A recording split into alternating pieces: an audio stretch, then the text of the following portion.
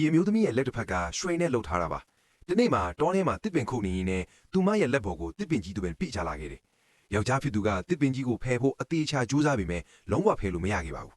အဲ့ဒါနဲ့မိမရဲ့အသက်ကိုကယ်ဖို့အတွက်ပူစိန်နဲ့သူမရဲ့လက်ကိုဖျက်ချဖို့ဆုံးဖြတ်လိုက်ရတယ်ဒီဖြစ်ရပြီးသွားတဲ့အခါသူမကဖျက်သွားတဲ့လက်ကိုကြည့်ပြီးအမြဲတမ်းဝမ်းနေနေခဲ့တယ်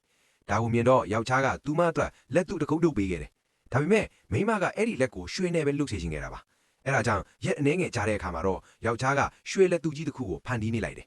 ဒါပေမဲ့အဲ့ဒီရွှေလက်ကြီးကြောင့်ပဲသူမရဲ့ခန္ဓာကိုယ်မှာပိုးဝင်သွားပြီးမကြခင်မှာပဲတည်ဆုံးသွားခဲ့ပါတယ်သူမမတည်ခင်လေးမှာသူမရဲ့အလောင်းကိုအဲ့ဒီရွှေလက်ကြီးနဲ့အတူမြုပ်နှံပေးဖို့ယောက်ျားစီကနေဂတိတောင်းခဲ့တယ်ယောက်ျားကလည်းဂတိအတိုင်းလုပ်ပေးခဲ့ပါတယ်နှစ်အတော်ကြာတဲ့အခါမှာတော့ယောက်ျားဟာအယမ်းကိုစင်းရဲမွဲတေလာပြီးအသက်ရှင်ဖို့ပတ်စံလိုအပ်လာတယ်အဲ့ဒါနဲ့မိမရဲ့တင်ချိုင်းကိုသွားပြီးအုတ်ကူကိုစာတူးပါတော့တယ်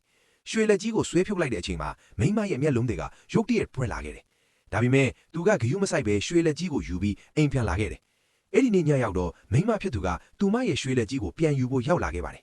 ယောက်ျားလည်းလှန့်ဖြတ်ပြီးရွှေလက်ကြီးကိုပြန်ပေးလိုက်တယ်ဒါပေမဲ့လက်ကိုပြန်ယူပြီးတာနဲ့တခိုင်နဲ့သူမကယောက်ျားဖြစ်သူကိုရက်ရက်ဆဆတတ်ပြစ်လိုက်ပါတော့တယ်